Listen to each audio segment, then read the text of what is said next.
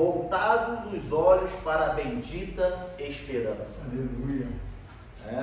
Então nós vamos entender aí o que a nossa lição de hoje está nos trazendo e voltarmos os nossos olhos para a bendita esperança. E qual foi a promessa que Ele nos fez? A vida eterna. Então temos que estar com os nossos olhos voltados a essa esperança. Eu quero ler com os irmãos apenas 5 versículos em Atos dos Apóstolos, capítulo 1, versículo 6 até o versículo 11. Atos dos Apóstolos, capítulo 1, a partir do versículo 6 até o versículo 11.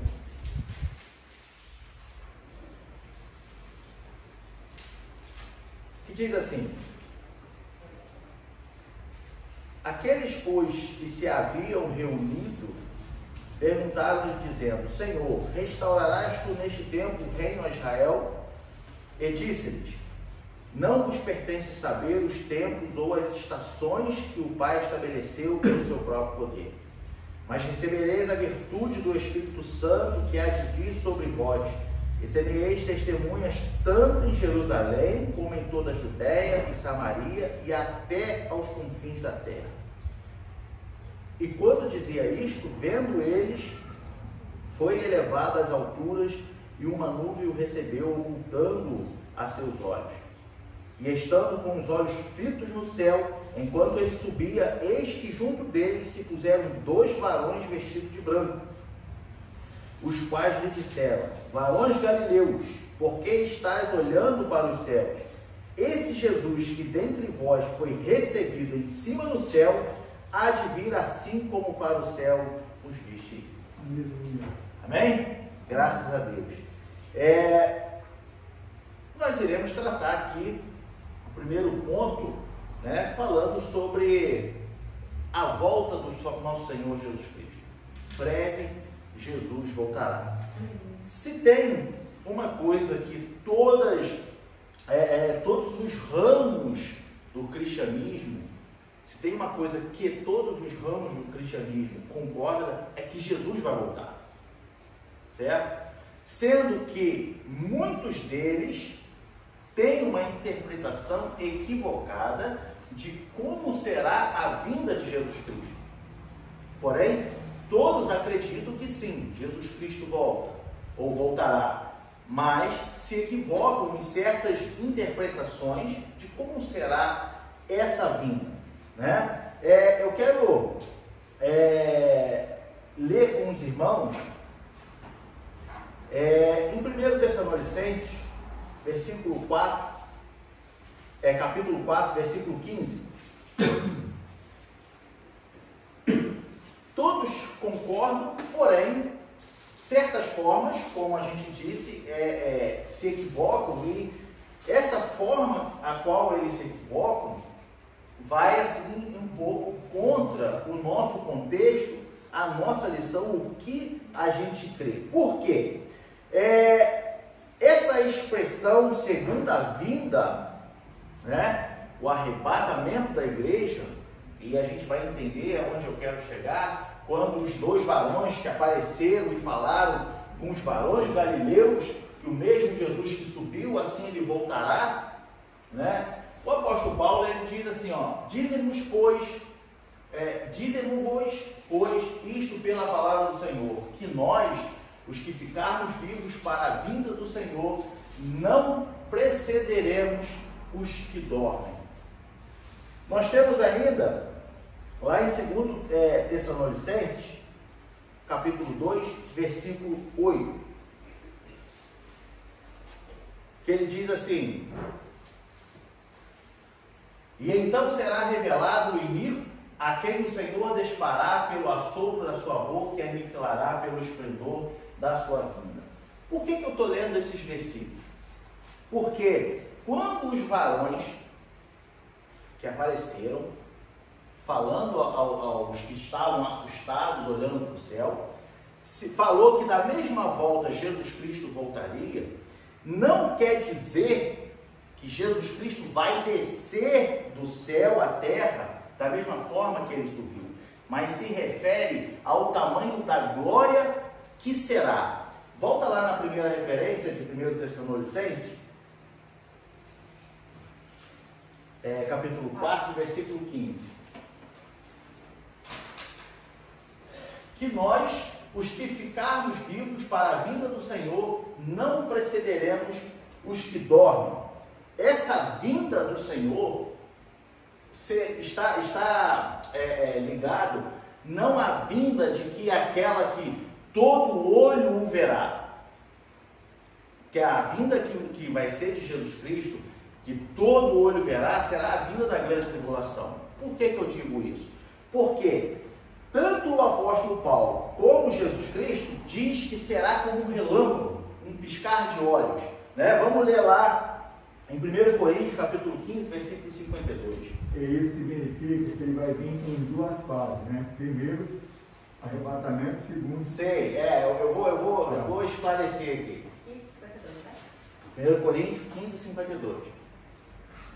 No momento, no abrir e fechar de olhos, ante a última trombeta, porque a trombeta soará e os mortos ressuscitarão incorruptíveis e nós seremos transformados. Por isso que o apóstolo Paulo fala aos Tessalonicenses que nós não precederemos aos que dormem. Num abrir e fechar de olhos, né, os que estão mortos ressuscitarão, nós seremos transformados e levaremos aos céus. Essa volta de Jesus Cristo, a qual muitos dizem ali, antes da última trombeta, né, o soar da última trombeta, muitos interpretam de que esse arrebatamento, que quer dizer o quê? Arrancada a força, né, tirada a força, esse arrebatamento já virá com grande esplendor da trombeta. Porém, esse soar da última trombeta também está se referindo à glória que será a volta de Jesus Cristo, que arrebatará a igreja. Arrancará todos os que dormem, ressuscitarão e serão transformados todos juntos e levados aos céus.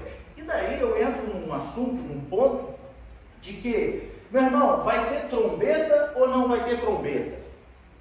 Como eu disse, a melhor forma para se explicar o tamanho da glória que será quando Jesus arrebatar a sua igreja, pode ter sido esse, quando o apóstolo Paulo escreveu, o soar da trombeta. Sendo que há uma coisa que nós não podemos confirmar. Por quê? E se aqueles que forem arrebatados ouçam o soar da trombeta, porém os que ficaram nem viu nada? Quem pode afirmar isso? Eu acredito que isso possa acontecer. Né? E está escrito. E uma outra coisa também é que esse termo pode estar ligado à preparação, conforme o soldado, quando vai para a guerra, guerrear, ele só pode atacar ou fugir se ele ouvir o som da trombeta. Tem o toque de retirada e o toque de avançar. Nesse caso aqui, é um alerta. Então, é como se estivesse dizendo, fica alerta. Exatamente. Pode falar. Eu acho que os mortos vão ressuscitar quando ouvir a trombeta, porque eles vão ouvir. Sim, então, é isso que eu digo. Por que eu digo isso? Aí o ponto que eu quero chegar, porque muitas pessoas pegam essa passagem, tanto a de 1 Tessalonicenses, e falam que o apóstolo Paulo está se referindo à grande tribulação. Mas não é a grande tribulação. Por quê? Volta lá em 1 Tessalonicenses, capítulo 4, a gente lê o versículo 15. Vai no versículo 17. Por que eu digo que não é a grande tribulação? Porque ele diz assim, olha, depois disso, eu também vou estar no meio desse, que ficarmos vivos, seremos arrebatados juntamente com eles nas nuvens, a encontrar o Senhor nos ares, e assim estaremos sempre com o Senhor. O que os irmãos veem aqui? O apóstolo Paulo está se incluindo. Como que o apóstolo Paulo vai se incluir na volta de Jesus na grande tribulação? Então, será que ele não tinha certeza da sua salvação? Entende o ponto que eu estou esclarecendo? O que me garante que o apóstolo Paulo não está falando da volta de Jesus na grande tribulação é porque ele está se incluindo nesse arrebatamento. Entende? Ele está junto. Ele não está falando para uma terceira pessoa, ele está falando em nós, os que ficarmos vivos, seremos arrebatados. Entende? Depois que os mortos ressuscitarem. Então o apóstolo Paulo, ele está se incluindo nesse arrebatamento. Isso me garante, me dá toda a certeza de que ele não está falando da grande tribulação. É mesmo porque os que ficarem, também os crentes que ficarem, são os crentes que ficarem que vão passar por essa grande tribulação. Então, e vai ter a segunda chance. E pode pôr, por favor, Lucas 21, 36. E vão ter a segunda Presta chance. atenção, não sei se você tem essa referência aí. Olha o que Jesus fez, fala. Primeiro ele explica, né? Ele fala ali ao sermão profético, que em Mateus também tem, 24 e 25. Aí ele fala da grande tribulação que vai assolar o mundo. E aqui ele fala aos discípulos: vigiai, pois, em todo tempo, orando, para que sejais havidos por dignos de evitar todas essas coisas que hão de acontecer e de estar em pé diante do Filho do Homem. Então, ali, a igreja não vai passar pela grande tribulação. não vai. O que eu quero dizer é o seguinte, que muitos irmãos, muitas pessoas, eles pegam essa passagem do apóstolo Paulo, assim como muitas outras, e falam assim: isso aqui não é da segunda vinda de Jesus, mas sim da terceira, né? Ou da segunda vinda depois da assunção aos céus, da segunda vinda de Jesus na grande tribulação. O que eu quero deixar claro para os irmãos é que o apóstolo Paulo, quando fala em 1 Tessalonicenses, ele está falando de agora, Jesus vindo agora, esse Jesus que a gente está esperando hoje, e não para o arrebatamento, e não da grande tribulação. Agora, em 2 Tessalonicenses, volta lá, 2 Tessalonicenses, capítulo, aqui que a gente leu, capítulo 2, versículo 8, aqui ele está falando da grande tribulação. Aqui ele fala da grande tribulação. Então será revelado o iníquo, tá? A quem o Senhor dispará pelo assopro da sua boca e aniquilará pelo esplendor da sua vinda. Aqui é a grande tribulação, a volta de Jesus na grande tribulação. Isso. Aí já entra lá em Apocalipse. Já entra em Apocalipse. Ele vai julgar os Satanás, a besta e o falso profeta no lago de fogo. Exatamente. Entende? Então, tanto o apóstolo Paulo em 1 Coríntios, como lá em Mateus, também a gente já está lendo tudo, vamos ler lá, Mateus 24, 27 e 28, o próprio Jesus Cristo diz de que, porque assim como o relâmpago sai do Oriente e se mostra até o Ocidente, assim será também a vinda do Filho do Homem. Então, o que eu creio, que a minha Bíblia diz, é que sim, nós que formos, que seremos arrebatados, quem nos garante, ou quem não nos garante, que nós iremos ouvir o soar da trombeta? Só que os que ficarem, porque o que acontece? Vai ser abrir e pescar de olho. Então o mundo piscou o olho e sumiu a igreja da terra. Só que nisso que a igreja sumiu da terra, quem me garante que eu não posso escutar a trombeta de Deus? Nós que seremos arrebatados. Eu creio dessa forma. Entende? E muitos pregam que não. Pois é, o que eu não creio é que nesse arrebatamento, isso eu não creio, que nesse arrebatamento Jesus já venha com esplendor de trombeta e glória parando todo mundo. Não. Porque, como diz, será como um relâmpago. Bum. Só que nesse relâmpago, num abrir e piscar de olhos, o apóstolo Paulo fala assim, ó, que os mortos ressuscitarão, seremos transformados e arrebatados. Então, nesse piscar de olhos, que eu acredito que sim, nós ouviremos o soar da trombeta. E uma outra diferença entre a primeira vinda, que é a do arrebatamento, e a do juízo para a grande tribulação, é que na primeira, Paulo fala que nós seremos arrebatados por isso a encontrar o Senhor nos ares. Exatamente. E na grande tribulação ele vai descer aqui. Exatamente. E diz que ele vai pisar, entendeu? Então, o que eu creio é isso. O que eu não creio, que realmente nós estamos aqui cultuando, Jesus volta agora para arrebatar a sua igreja e todos ouvem o soar da trombeta. Isso eu não creio. Só quem for arrebatado vai ouvir. Porque a Bíblia me garante que será num abrir e fechar de olhos. Jesus Cristo diz que é como um relâmpago. E todos nós já vimos a velocidade de um relâmpago cruzando o céu. Sono. Tanto que os outros que não conhecem a palavra não vão entender. Não vão entender. Vai causar um grande caos sobre a terra. Exatamente. Só que agora eles terão que dar a vida deles por Jesus. Vão pagar a preço de sangue. Aí a preço de sangue. Então, o que acontece? A igreja arrancada da terra causará sobre a face da terra um grande caos. É verdade. Por quê? ninguém sabe o que aconteceu. Como a irmã disse, só os que conhecem a palavra e ficaram para trás. Então, mais uma vez reforçando que eu creio que a Bíblia me diz que antes do soar da última trombeta, os mortos ressuscitarão, seremos todos transformados e levados aos céus.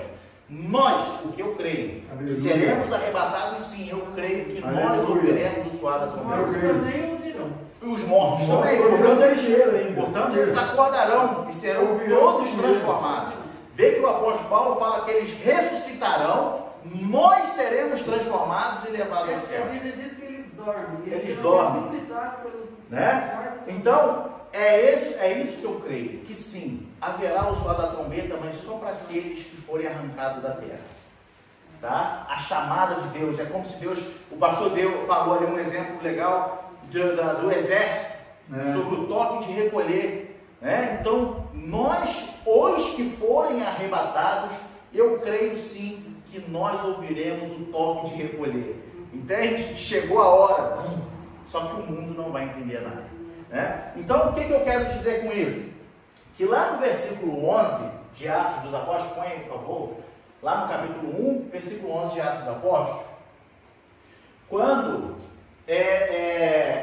os dois varões, como a Bíblia diz, né, que apareceu, disseram: varões galileus, por que estáis olhando para o céu? Esse Jesus que dentre vós foi recebido em cima no céu, há de vir assim como para o céu os viste ir.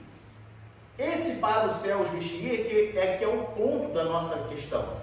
Porque muitos interpretam, porque como é que Jesus foi para o céu? Ele saiu da terra e subiu para o céu. Aí muitos interpretam que quando eles falam que assim como foi para o céu, os virão vir, né? Muitos pregam que Jesus descerá do céu no arrebatamento para pegar a sua igreja. Não. O que eles querem dizer aqui é que da mesma glória, o mesmo espanto a qual os galileus ficaram ao ver Jesus subindo, também nós ficaremos quando ouvir o soar da última trombeta. Entende? A mesma glória. Então, essa expressão que foi falada se refere ao tamanho da glória que será a segunda vinda de Jesus Cristo. A segunda, por que eu estou falando? Não é porque dá uma confusão. Primeira vinda foi quando Jesus veio ao mundo, morreu na cruz, foi para o céu.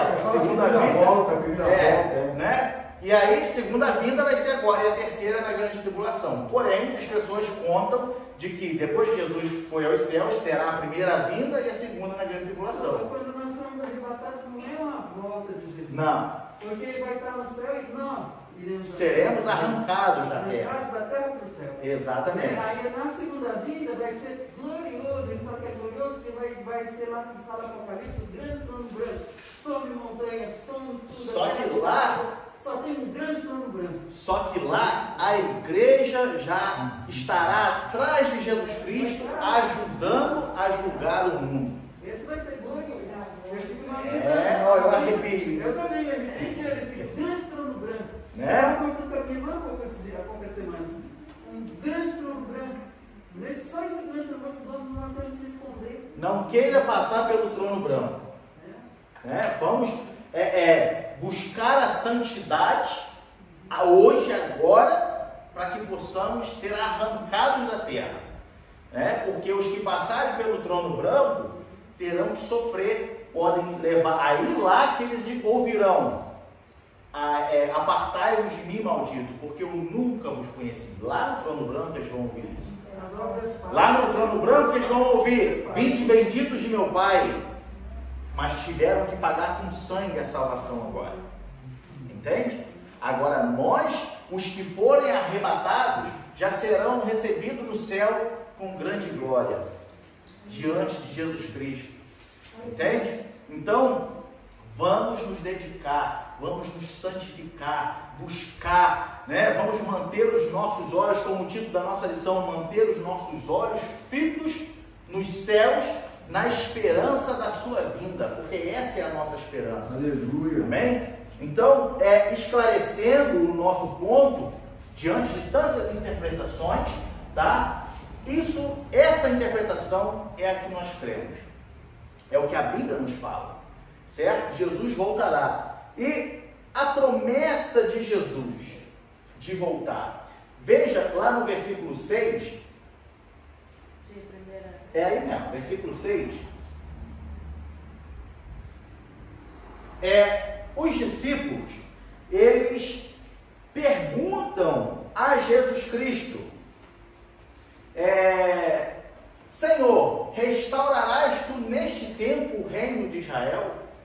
Nesse momento, antes da subida de Jesus Cristo, mesmo Jesus já tendo pregado, ensinado tudo, nos dá a entender que os discípulos ainda não tinham entendido o que era a restauração do reino, né? Sendo que Jesus responde que não lhes convinha saber o tempo e a hora, e também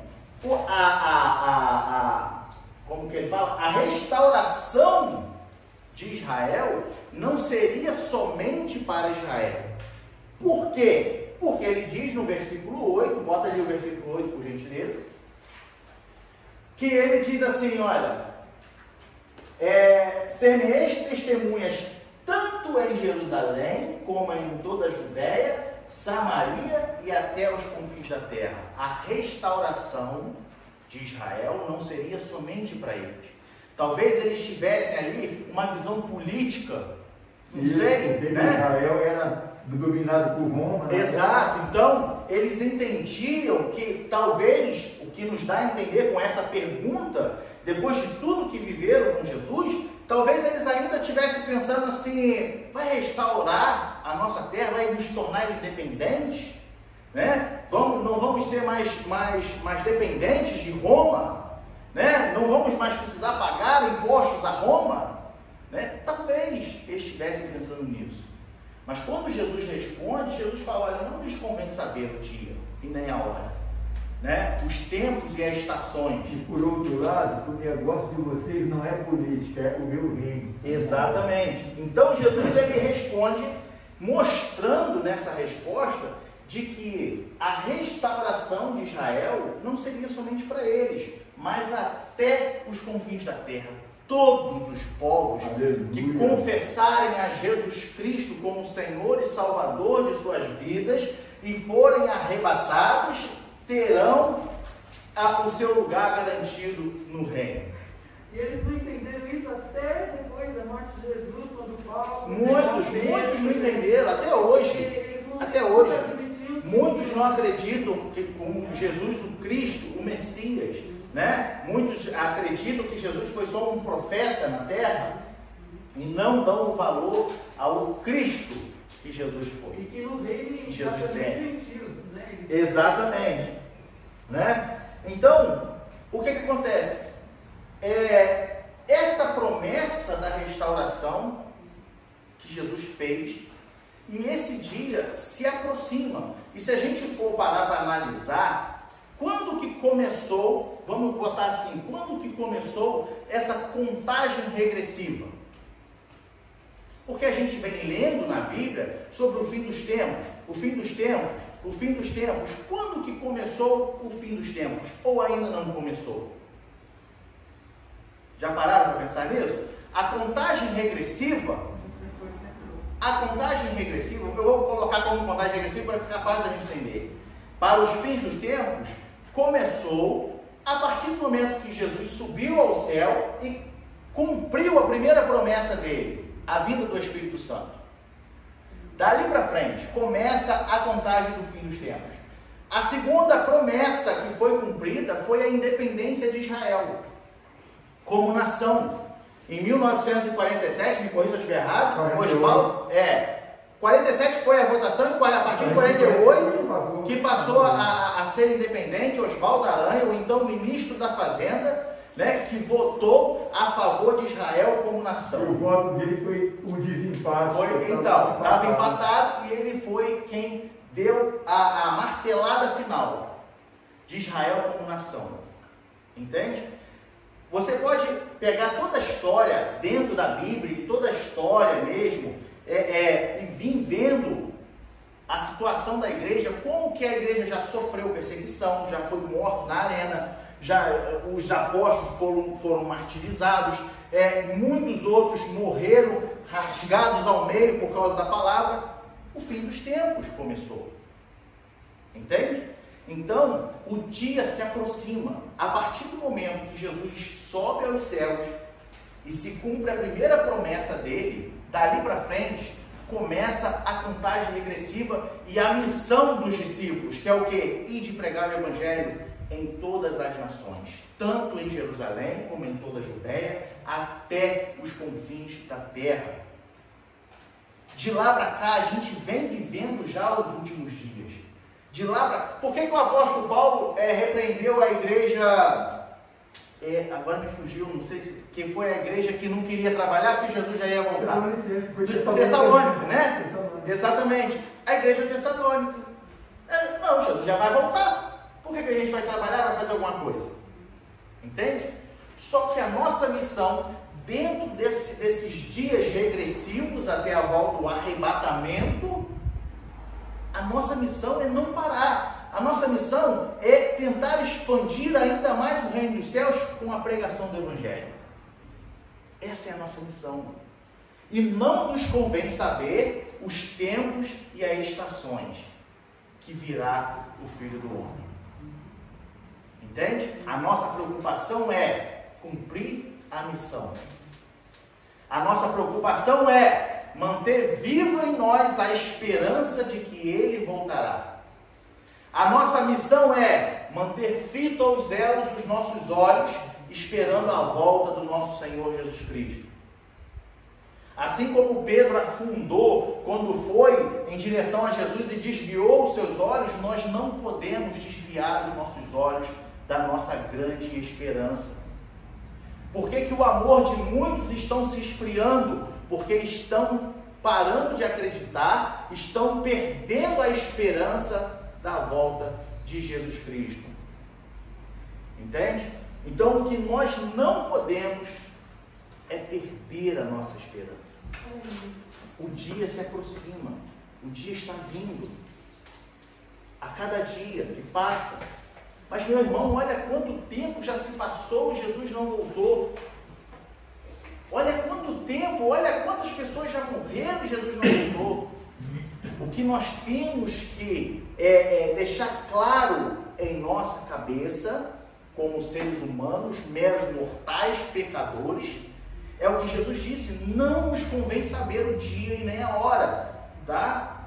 E o que nós temos que entender, que Deus é Senhor e não servo. Ele não nos tem que dar satisfação de quando será a vinda de Jesus Cristo. Entende? Quer falar, mesmo? Pode falar. Jesus disse que a nós não convém saber nem o dia nem a hora, mas nós temos que ter sempre na nossa memória que quando morrermos, e podemos morrer a qualquer momento, a volta de Jesus foi para nós. Já aconteceu. Aconteceu porque nós depois estamos dormindo, só vai para ouvir a trombeta. Aí é que vai vir o que a gente leu. Quando, antes do soar da última trombeta, os mortos ressuscitarão e serão transformados. Quer dizer, se a gente morrer agora, Jesus já veio para... Quer dizer, já está garantido. Se você morreu com Cristo, com a sua vida espiritual viva, com a sua vida espiritual ligada em Cristo, a sua salvação está certa. É o que Paulo fala: se com Cristo morrermos, também com Ele reinaremos. Quer dizer, estaremos com Ele para a eternidade. Se morrer sem Ele, a questão, que é o Hebreus ponto, 9:27. a questão que é o ponto que a gente vai entrar agora, sobre a necessidade da vigilância. Aleluia. Entende? É o assunto que a gente vai entrar agora, que é justamente sobre isso. O que? Jesus, o tempo todo, então não só Jesus, mas os apóstolos, sempre nos exorta à vigilância. Aleluia. A vigilância, vamos agora abrir um parênteses e vamos falar sobre a morte. Jesus pode não voltar para o arrebatamento agora, mas eu posso sair, ser atropelado e morrer. Como é que está a minha vida com Deus? Isso. É isso que muita gente não pensa. Entende? Mas Jesus não voltou até hoje. Mas quantas pessoas que morreram e não tiveram a chance de se reconciliar com Deus? Meu Deus. Entende? A partir do momento que você morre, acabou. Foi colocada uma pedra em cima. Dali daquela pedra agora, só vai estar assim, salvo ou inferno. Hebreus 9, 27. Bota lá para a gente ler.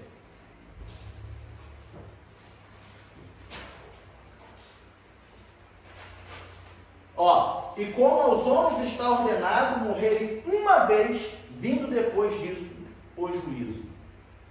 Então, se a tua vida com Deus, você está vivendo uma comunhão com Deus, sadia, estreita, né? Onde a sua vida espiritual está com Deus firmemente, você não precisa nem temer a morte, porque o morrer com Cristo é ganho. Nós não devemos temer a morte. Entende? Nós não devemos temer a morte. Exatamente. A morte não deve ser o nosso medo, desde que tenhamos certeza da nossa salvação. Porque a morte não vence sobre nós, não tem poder, porque Jesus tirou o poder dela. Tirou, portanto, nós ressuscitaremos naquele grande dia, né? Os que morrerem. E os que ficar vivos não precederão os que morreram. Ou seja, esperarão, mas tudo não abrir e fechar agora. Porque a gente, às vezes, perde a noção de tempo. O tempo de Deus não é o nosso tempo. O segundo de Deus não é o nosso segundo. Mas imagina, num piscar de olho. Você já viu a velocidade que a gente pisca o olho? Num piscar de olho, os mortos ressuscitaram, nós fomos transformados e fomos recebidos aos céus. Só Deus. Entende? Então, aqueles que têm a certeza da salvação não devem ter a morte como um problema. Morrer com Cristo é ganho. Agora, quando nós temos medo de morrer, igual o pastor já deu muito testemunho aqui, muitos fatos contados, a gente também no Brasil já viu, de pessoas que estavam à beira da morte e entraram em desespero. Como é que vai ser? Eu não quero morrer. Aceitou Jesus e morreu em paz. Entende? Aqueles que têm a certeza da salvação não devem temer a morte. Sim, não vamos ser ignorantes de nós como carnes, né, emocionais, nós pensamos nos filhos, pensamos na esposa, no marido, né? E aquilo muitas das vezes me faz chorar se eu pensar na morte da minha esposa. Só que nós, como filhos do Deus Altíssimo, e até nós como um casal cristão, a partida de um dos dois, por mais que ela venha chorar por causa das emoções, dos sentimentos, das lembranças que ficaram, mas ela deve se alegrar que um dia se encontraremos nos céus. Entende? A certeza de que morreu com Cristo não tem problema. Está em paz. Nosso antigo dirigente, o nosso antigo presbítero lá no Brasil, ele sempre falava assim no velório, ele fazia o culto fúnebre, e aí ele sempre falava assim, inclusive, o culto fúnebre é o melhor culto para se ganhar a alma para Jesus, porque é ali que você prega com a realidade, né? Onde muitas pessoas que não são evangélicas vão para visitar ali o corpo, né? E você prega, e ele falava assim, olha, quando morrer com Cristo, vocês não têm que se preocupar com ela, porque ela ou ele agora está num lugar muito melhor do que nós. Não tem que se preocupar com ele. Agora, e a tua vida? Para onde tu vai quando tu estiver no lugar dele? E aí o povo ficava, né? E aí, e se fosse você deitado aqui no lugar dele ou dela? Para onde você iria? Entende? Então, no Novo Testamento, as epístolas, as parábolas de Jesus, principalmente lá o grande sermão de Mateus 24, Marcos 13, Lucas 21, como a gente leu, o pastor botou ali, a todo momento, Jesus, ele, teologicamente, ele nos manda estar preparados.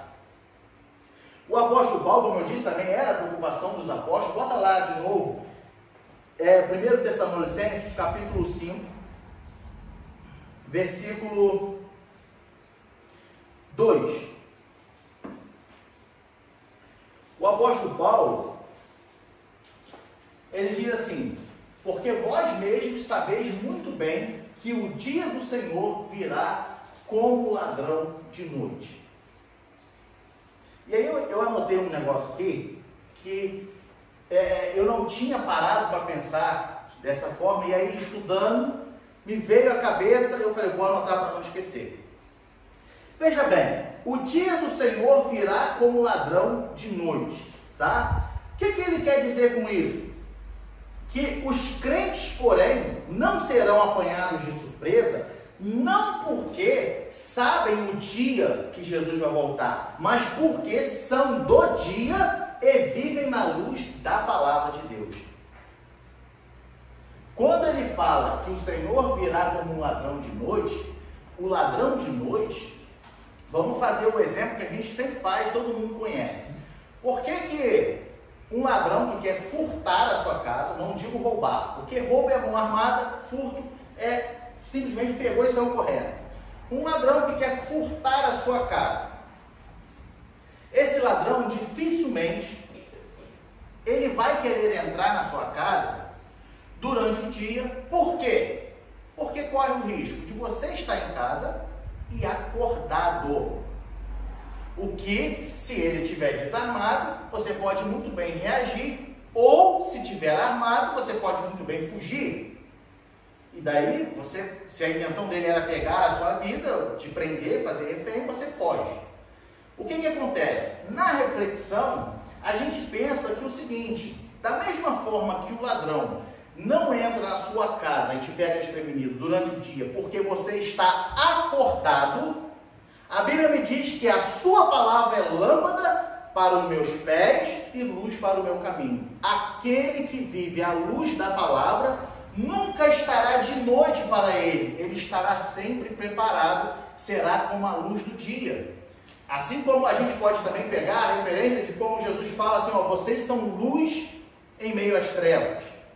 Aquele que anda preparado à luz da palavra, nunca fica de noite, no sentido de estar despreparado, no sentido da volta de Jesus ser uma surpresa. Entende? Ele está despercebido. Despercebido. Como acontece ali, ele não sabe para que o ladrão vai vir. O ladrão também não vai bater na porta dele. Não vai. Essa noite eu vou vir aqui para te roubar. Entende? Ou seja, você não quer ser pego de surpresa? Viva a palavra. Medite na palavra. Aleluia. Obedeça a palavra. Aleluia. Aquele que vive a palavra nunca será pego de surpresa na volta de Jesus Cristo. Existem dois tipos de surpresa. Aquela surpresa que você fala assim, você, o que está fazendo aqui? E aquela surpresa que você faz assim, eita, graças a Deus chegou a hora. Essa é a surpresa que nós devemos esperar. A surpresa da expectativa que finalmente chegou o dia. Mas só vai ter essa reação aqueles que vivem à luz da palavra, porque ele virá como um ladrão de noite. De noite as pessoas dormem. Você está dormindo na presença de Deus? Você está dormindo na presença de Deus? Cuidado com os que dormem. O apóstolo Paulo fala lá em Coríntios, em relação à Santa Ceia, né? Há muitos entre vós que dormem, não que estão mortos fisicamente, mas espiritualmente. Desatento.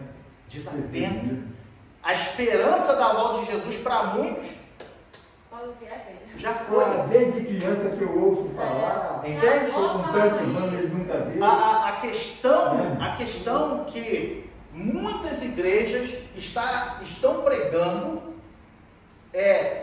poucas delas prezam pela valorização da esperança da volta de Jesus. Muitas delas pregam a prosperidade financeira.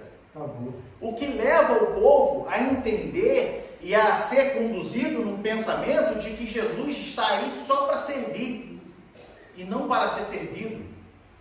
De que Jesus é servo e não Senhor. Porque eu creio, sim, Deus é capaz e abençoa a sua vida. Mas a razão da nossa esperança não é ser rico nessa terra. Aleluia. Entende? Então, como é que é o versículo que Jesus falou? sobre o fundo da agulha, mais fácil entrar Passar um camelo no no fundo fundo da agulha então, do que um rico entrar no reino dos céus.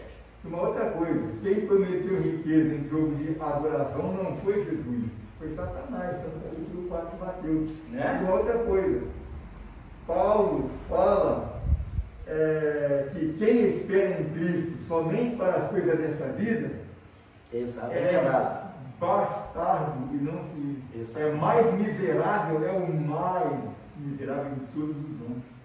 Entende? Então, meu irmão, então é errado eu buscar a Deus? Não, não é errado. E de É dentro certo. não. É certo. Você deve colocar Deus na frente de tudo que você vai fazer na sua vida. Entende? Pedir a orientação de Deus, mas os resultados. Uma vez eu falei, eu expliquei isso para um colega lá da onde a gente trabalha, e daí eu falei com ele assim, olha só, vamos parar para pensar. Por que Deus fez o homem e colocou na terra? A minha Bíblia me diz que Deus colocou o homem na terra para o quê? Para lavrar e cuidar da terra, ou seja, trabalhar. Entende? Qual é a nossa missão? Você quer ter carro? Você quer ter casa? Quer ter dinheiro? Vai trabalhar. Agora, o que Deus faz?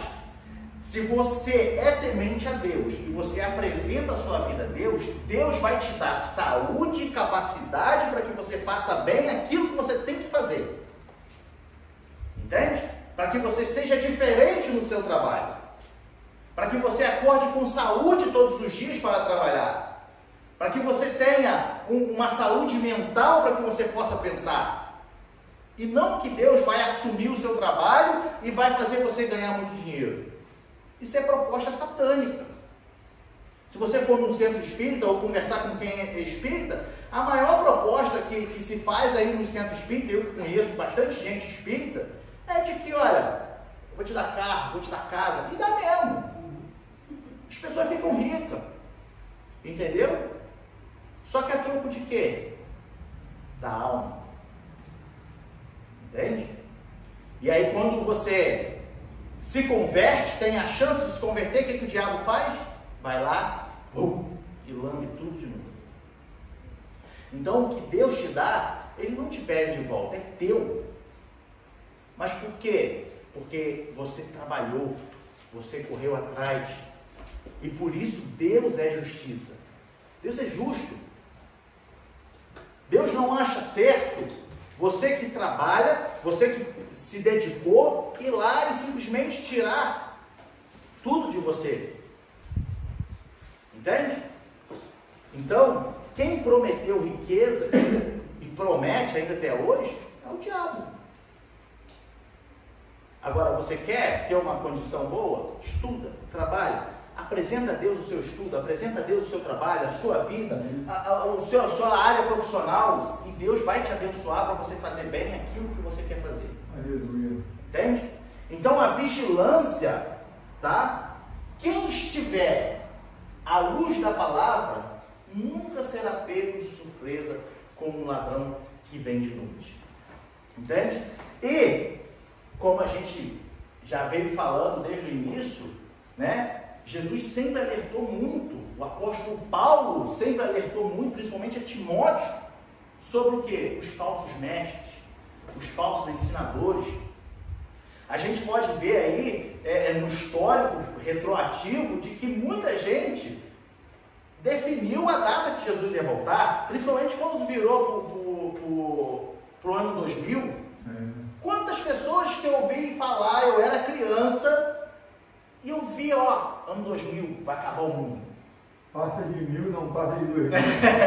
Né? Quantas vezes, eu tenho certeza que os irmãos já ouviram isso também, né? Quando eu acho que foi em 2010 também que teve. 2012. 2012. A profecia de Nostradamus. 2012 foi outra coisa também que muitos cristãos ficaram desconcertados. Entende? Gente, cadê a palavra? Sabe o que é isso? É pessoa que só vem para a igreja. Porque só vir para a igreja não quer dizer nada. Entendeu? O que quer dizer é você viver a palavra. Você vem para a igreja, a gente cultua Deus, a gente ouve a palavra de Deus e sai daqui o quê? Meditando, aplicando na nossa vida, se comportando. Situações acontecerão lá fora que nós lembraremos do dia de hoje e pensaremos: olha o que o pastor falou, olha o que o pastor pregou, olha o hino que foi louvado, olha a escola dominical. Espera aí, entende? Temos que viver a palavra. Tiago fala: não sede somente ouvintes, mas praticantes da palavra. E aí não seremos pegos de surpresa. A palavra de Deus, ela rejeita todas as falsas expectativas acerca da vinda de Cristo. Ela é contra todas essas pessoas que marcam um dia e tal ano, no calendário tal, vai ser tal hora. Ninguém sabe. Tá? Ou seja, a palavra de Deus, ela tem como objetivo nos trazer e alimentar em nós a esperança. O que acontece quando essas coisas se passam no mundo? Muitas pessoas perdem a esperança. Por quê? Foi movido céu e terra pela mídia, por fulano, por ciclano, que o mundo acabaria, não acabou, muitas pessoas perdem a esperança. Então, o objetivo da palavra de Deus, além das demais, é o quê? Manter vivo em nós a esperança de que Jesus voltará. Entende? Então, nós temos que continuar meditando, nós temos que estar sempre com os nossos olhos atentos para a volta de Jesus Cristo. Tá? Vivendo com fidelidade. Isso além de termos a esperança, temos que viver com fidelidade. Aí a gente vê aqui, o que é viver com fidelidade? A fidelidade, ela é a qualidade de ser cheio de fé, a característica do que é fiel. Sabe? Se você não tem fé para esperar a volta ou acreditar na volta de Jesus Cristo, pode ter certeza que a sua fidelidade está comprometida. Muitos esfriarão, muitos perderão a esperança, muitos estão perdendo a esperança, porque a fé está acabando. Entende? Temos que manter vivo a fé em nossas vidas. Então, o que seria a definição da fidelidade? Ela é a demonstração de fé, lealdade, respeito e, principal, constância nos compromissos assumidos. Quando eu assumo um compromisso com Deus, eu mantenho o meu compromisso com Deus. Isso é definição de fidelidade. Eu vou te servir até a morte. E aí você mantém essa constância. Você tem fé que sim, mesmo que eu morra hoje, eu estarei nos céus. Mesmo que eu morra hoje, eu irei ver o meu Cristo. Entende? Se Jesus voltar agora, nós seremos arrebatados. A definição de fidelidade é a demonstração de fé, lealdade, respeito e constância nos compromissos. Com respeito à festa acabando, Lucas 18, Jesus disse: achará porventura o Filho do Homem fé na terra quando ele voltar? E o povo está aí, cheio de fé, que vai ganhar casa, que vai ganhar só dinheiro, coisas para essa vida. Maravilha. Só coisas para essa vida. A gente não precisa nem entrar muito em detalhes sobre esses pontos de buscar primeiro o reino dos céus e a sua justiça. Pensar nas coisas que são de cima e não nas que são da terra. Por quê? As que são da terra vos serão acrescentadas a partir do momento que você busca as coisas que são de cima. As coisas que são da terra lhe serão acrescentadas a partir do momento que você arregaçar sua mão e for trabalhar. Entende? As coisas que são da terra ficarão na terra quando você morrer. Agora, onde passaremos a nossa eternidade? Na terra? Ou no céu? No inferno? Na terra eu tenho certeza que não vai ser. É céu ou inferno, só tem duas direções após a morte. Não tem essa. As pessoas estão deixando de pregar a salvação. As pessoas estão deixando de falar da esperança da volta de Jesus Cristo. Entende? As pessoas estão botando uma pedra em cima porque senão perde muita gente dentro da igreja.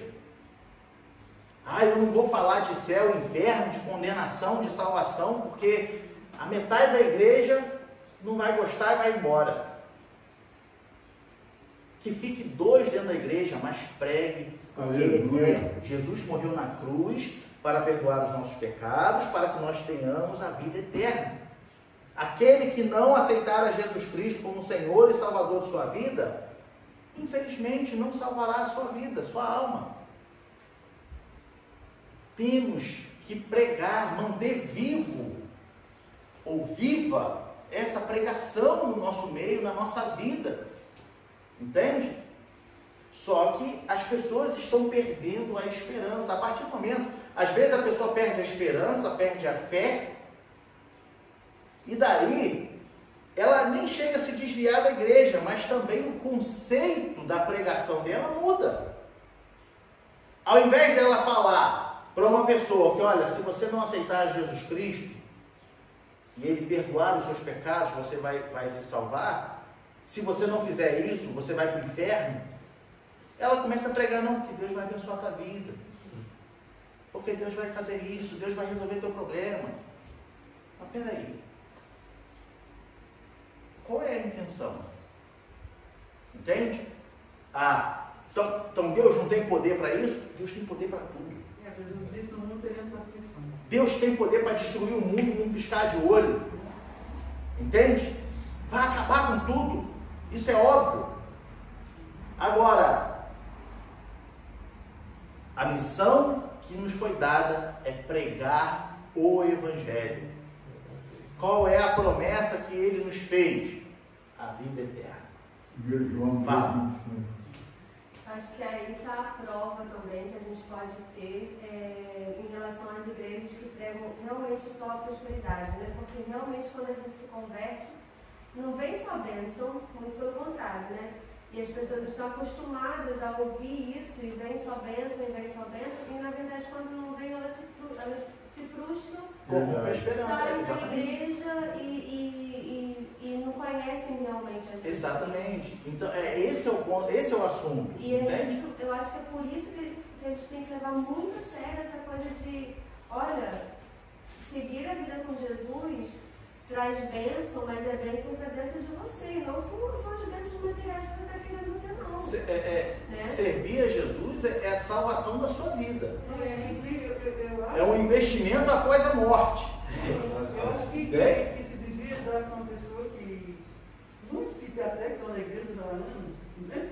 Assim que ele tem que ler a Bíblia. Exatamente. Ele tem que ler a Bíblia. Ele tem que É o que a irmã Francine está falando. O problema é que, por exemplo, a gente está aqui cultuando, aí chega aqui umas pessoas que não são evangélicas, nunca viram a gente, e ouvem a gente só pregar que Deus vai dar vitória, que Deus vai fazer isso, Deus vai fazer. Aí elas se empolgam, então eu vou entrar para a igreja. Aí entra para a igreja, no mundo tereis aflições.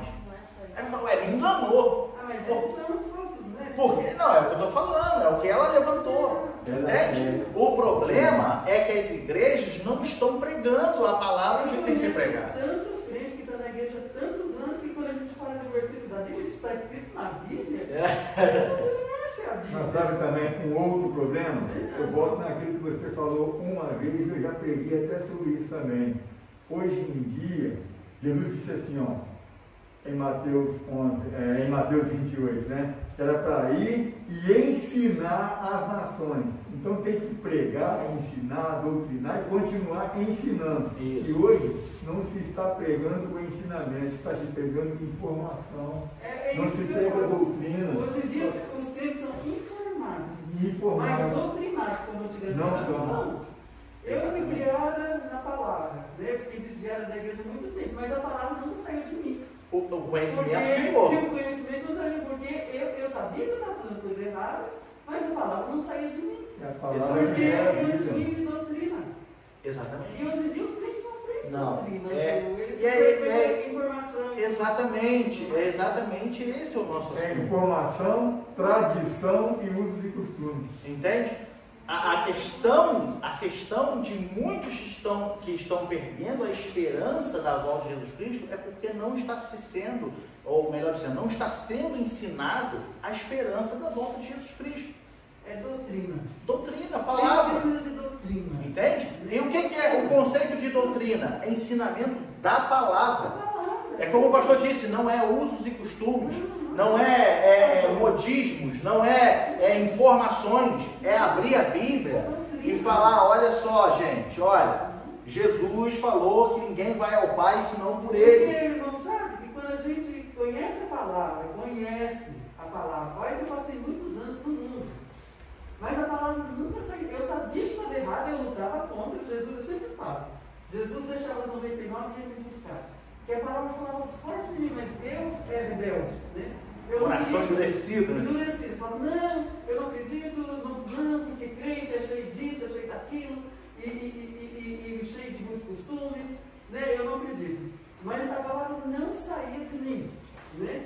Então é isso que eu sempre falo, né? Quando a pessoa tem a doutrina da palavra, não só a informação, porque Deus é bom, porque assim, não, porque vai te ajudar, porque se você assistir. Não, Jesus falou, vocês vão ter aflição. Exatamente. E o crente tem que estar. Em nenhum momento, disso, em nenhum momento Jesus ocultou isso. Não, Da sua mas o doutrina. crente tem que saber, né? Que apesar dessa questão, está escrito aqui também, que o crente tem vitória. Jesus ele nunca ocultou isso. No mundo tereis aflições, muitos morrerão pelo meu nome, muitos morrerão por causa da pregação do meu nome. Né? Perseguição. Então, Ele deixou isso bem claro para um dos sacerdotes, os fariseus lá também. Chegou para ele, Senhor, eu vou te seguir aonde quer que o Senhor for. As aves do céu têm seus ninhos, a raposa é seus covis, mas o filho do homem não tem nem onde reclinar a cabeça.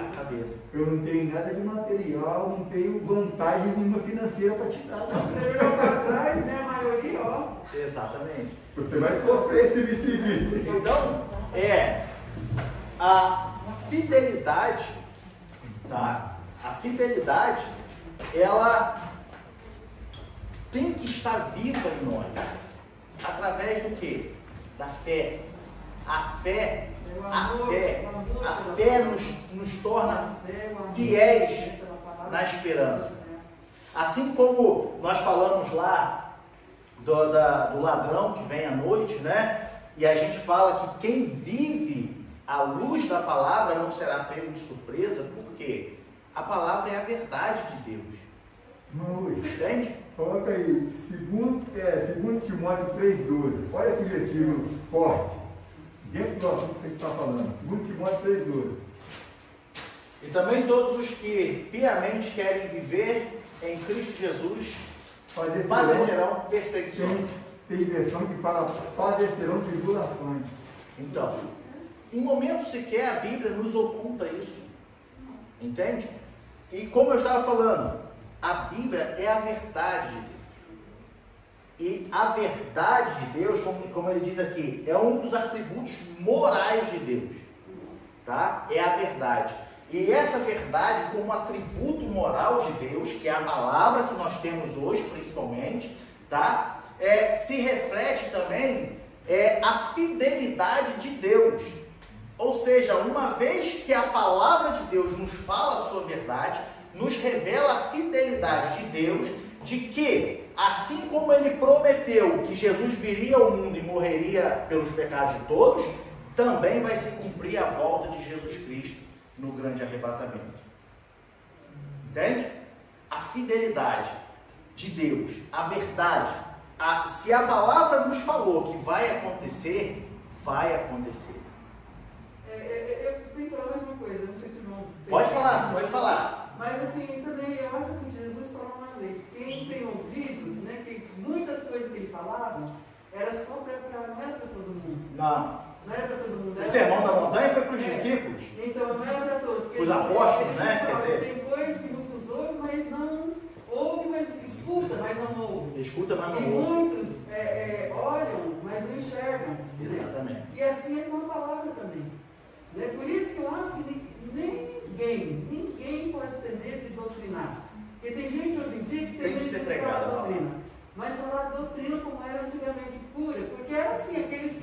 tinham ouvido para ouvir, eles não ficavam.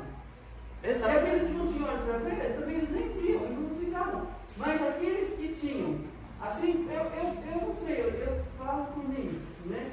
E eu fui criada na palavra, eu sempre ouvi doutrina, né? Assim, antigamente se tinha doutrina na nossa igreja. Eu acho que o problema hoje em dia é que os povos que pregam a doutrina, muitas igrejas hoje no século XXI, não vivem. Não, mas é isso que eu tô falando. Enfraquece a fé de muitos. Sim, mas Eu não acho que- enfraquece não. Não Acho que enfraquece não, porque enfraquece não tem Jesus muitos que estão firmes, entendeu? Mas eu acho que o pastor, como pastor, você sabe, quantas pessoas não chegou e disse, mas pastor, eu acho que eu já escutei isso muito aqui, mas eu vou fazer isso. Eu digo, olha, quando eu vou para a igreja, uma coisa que eu sempre falei, eu sou muito assim, uma coisa que eu aprendi desde berço, com crescendo no Evangelho, uma coisa, não troca igreja por favor de ninguém. Se a irmã não fala comigo, entrega na mão do Senhor, não vou sair daqui porque só se for uma missão de Deus para sair daqui para ir para outra igreja. Eu acho que o pastor já me conhece desde, já troquei de igreja, pastor. Não. Onde quer que eu vou, eu posso visitar o que eu for. Mas tipo assim, até o tempo que eu sei ali, que eu vejo a palavra e sinto que Deus está ali, eu estou vendo que está sendo pregado a verdade, ali eu estou tentando me alimentar, melhorar, que caso eu também estou procurando ficar firme no caminho do Senhor. Eu acho que aquela coisa tipo assim, ali de doutrina, ali é vivida. O pastor prega, a gente vê ele vivendo. E tem muita gente que se apega, o pastor fez um errinho. Vamos dizer assim, o pastor falou, poxa. Aí para aquela pessoa que quer ser bem santa, eu digo, não, estou indo embora. Não, mas Esse exatamente, eu acho que é isso. Que às vezes tem muita gente que às vezes se enfraquece na isso que é o doutrina, é problema, a isso. palavra, Hoje em dia é doutrina muito. é individual, não é individual, é para cada um. O Espírito Santo Agora tem que ser trabalha pregado no mesmo. coração. Não, o que ele tá falando, ele não está contestando. Não estou testando, não. O que ele está querendo dizer é que o problema Aí fora, lá fora. são essas coisas que acontecem, como ele disse. Entende? Que muitas das vezes as pessoas, os pregadores não estão pregando a palavra porque eles não vivem a palavra. E também, muitas das vezes, muita gente sai da igreja por causa da doutrina, né? Como a irmã disse, que escuta, mas não ouve, né? Tem olho, mas não enxerga, e se ofende com qualquer coisa. Ou por causa de um irmão. E por causa de um irmão, Mas entendeu? Deus mesmo falou, Foi o que ele não disse. não escuta e tem olho. Agora- Serão salvos. Agora, isso não justifica parar de ensinar a doutrina. Não. Não, doutrina tem que doutrinar. Entende? Parar de ensinar a palavra na sua essência. Porque hoje em dia as igrejas são muita informação e as pessoas entram aqui e saem daqui. Entende? Então, A maioria. o que acontece? É como eu disse aqui no meio, vou dizer de novo. É melhor que a gente tenha aqui de 5 a 10 pessoas que querem ouvir a palavra e viver a palavra do que ter isso aqui socado de gente só com informações sendo pregadas, como o pastor disse. Entende? Informações aleatórias. Ou prosperidade, que vai te abençoar, vem porque Deus vai te abençoar, Deus tem um propósito na tua vida. Peraí, gente, peraí.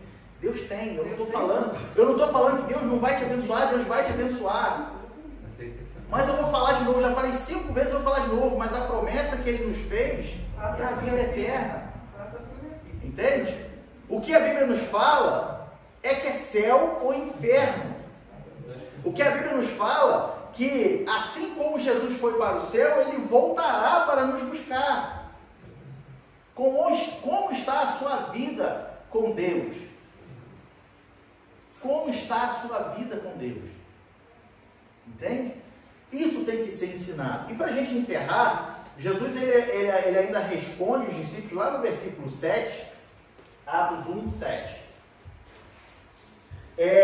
Que ele fala sobre, ali a parte, não vos pertence saber os tempos ou as estações que o Pai estabeleceu pelo seu próprio poder. Por que ele falou os tempos e as estações? Veja que a palavra tempos, né, vindo do grego, dentro desse contexto de Jesus Cristo, ele se refere a longo período. Ou seja, haveria ainda um longo período desde a subida de Cristo aos céus, a descida do Espírito Santo e a volta de Jesus Cristo, para quê? Para a pregação da palavra. Sabe onde ele confirma isso? Mateus, capítulo 24, versículo 14. E este evangelho do reino será pregado em todo o mundo em testemunho e então virá o fim. Por isso que ele fala, ó, os tempos e as estações. Os tempos, haveria ainda um intervalo de tempo a qual nós não sabemos o tamanho do tempo, entende? Porque não nos convém saber o dia que Jesus vai voltar, mas para que houvesse a pregação do Evangelho. Porque senão, não faria sentido ele falar, ide pregar o Evangelho. E aí, no dia seguinte, Jesus voltou. Não deu tempo nem de pregar o Evangelho. Ali também se refere, como nós já comentamos aqui, à pergunta de ordem política que eles fizeram, porque Israel era escravizado por Roma. Sim. Então o Senhor vai conceder, o Senhor vai libertar Israel do governo de Roma. Ó, isso aí deixa com Deus que na hora certa Deus vai. Sim, é o versículo anterior, né? Lá de Atos, né? Esse aí responde aquele. Exatamente. Então, lá em Atos, eles fazem a pergunta: será esse reino que o Senhor vai restaurar? Está no versículo 5, parece. É o versículo anterior, entende? Então, aqui, é esse aqui, ó. Restaurarás tu neste tempo o reino a Israel? É uma pergunta política. Sim. Uma pergunta política. Eles acreditavam que seria ali politicamente restaurado. Só que, quando Jesus responde tempos e estações, Jesus está falando para eles isso, olha, não convém vocês saber, até porque não serão só para os judeus, mas tanto em Jerusalém, toda a Judéia, os confins da terra, né? E tempos, ele estava dizendo no sentido de longo período. Peraí, a palavra tem que ser pregada. A mesma coisa quando ele fala de estações, tá? As estações, nesse contexto, tá? Bota lá o versículo 7. Nesse contexto, estações, vindo do grego, eles usam como é que é aqui? O kairos, entende? Só que no sentido de ocasião. Que ocasião? Que muita coisa deveria se cumprir até que Jesus voltasse. Que coisas são essas? Vamos lá, o capítulo 24, de novo, de Mateus, do versículo 2 ao 13. Eu não vou ler porque já é muito grande, mas os irmãos podem ler, do 2 ao 13. Mas Jesus, porém, lhes disse, não vedes tudo isto? Em verdade vos digo que não ficará aqui pedra sobre pedra que não seja derribada. Vai no segundo. E estando assentado no Monte das Oliveiras, chegaram-se a ele os seus discípulos, e em particular dizendo, dize-nos quando serão essas coisas e qual sinal haverá da tua vinda do fim do mundo. E daqui até o versículo 13, Jesus fala tudo o que vai acontecer, os sinais. Então, qual é a nossa esperança? Jesus está voltando, Jesus voltará, Jesus vai voltar. Quando? Quando o Evangelho for pregado em todas as nações, quando tudo se cumprir. Essa é o único sinal que a Bíblia nos garante de o tempo que Jesus vai voltar. Agora, quando que esse Evangelho vai ser pregado no mundo inteiro? Não sabemos. Porque o que nasce de gente, o que cria de tribos, só cabe a Deus saber o fim, o basta. Ó, deu, agora acabou. O que nós temos que fazer é manter fitos os nossos olhos aos céus, esperando a volta de Jesus Cristo. Vivendo à luz da palavra, para quê? Para que não sejamos pegos como um ladrão que chega de noite, mas estarmos preparados todos os dias. Amém?